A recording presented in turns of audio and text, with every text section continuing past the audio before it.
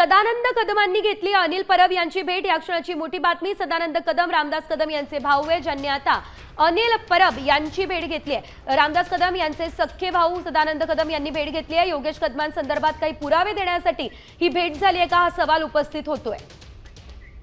या संदर्भात अधिकची अपडेट आपण घेऊयात आमच्या प्रतिनिधी वैदेही काणेकर यांच्याकडून। वैदेही, आपण पाहतो याआधी अनिल परबांनी अनेक गंभीर स्वरूपाचे आरोप केले असल्याचं आपण पाहिलेलं होतं आणि यानंतर ही भेट होतीये, काय अपडेट या संदर्भात?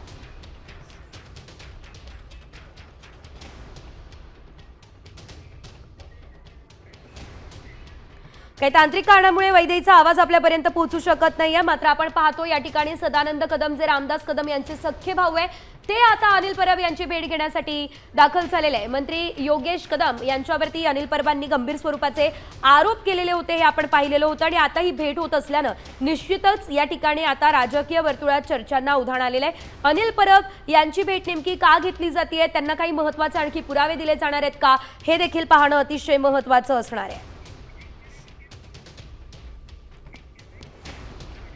आता isakal.com आहे देशातील नंबर 1 ची मराठी न्यूज वेबसाईट। प्रत्येक अपडेटसाठी isakal.com ला नक्की भेट द्या।